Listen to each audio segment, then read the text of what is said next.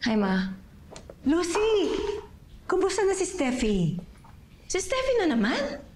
Hanggang dito ba naman sa bahay si Steffi pa rin pag-uusapan? Mapagod ako. Kung gusto mo malaman kay Steffi, mag-search ka sa social media. Ano? I'm sorry, Ma. Sobrang pagod lang ako.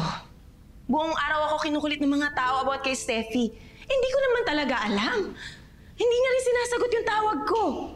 Alam mo, totoo yung sinabi sa akin ng nakausap kong manghuhula. Sinabi niya sa akin na masisira daw ang career ni Steffi dahil sa isang pangyayari this year. Sinabi rin niya sa akin na hindi na makakabalik si Steffi sa kanyang career. Sinabi ng manghuhula, ang pagbagsak ni Steffi ang siya namang pag-angat mo. Minsan iniisip ko na sana may mangyari kay Steffi. Pero hindi naman ganito. Oo, may sama ako ng loob sa kanya. Pero more than 10 years na kami magkaibigan.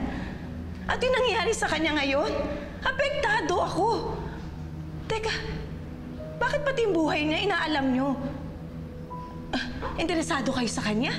Hindi ako interesado sa kanya. Sa'yo ako interesado, kaya nga inaalam ko kung ano mangyayari sa kalaban. Oo! Kaibigan akong kaibigan mo si Steffi. Yun nga ang hindi maganda dun eh.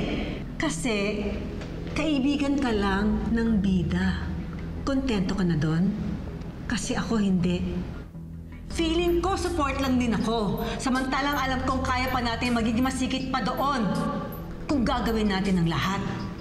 Ano bang pangarap mo, ha? Si Winston? Ang kasikatan? Walang pumipigil sa'yo kundi ang sarili mo.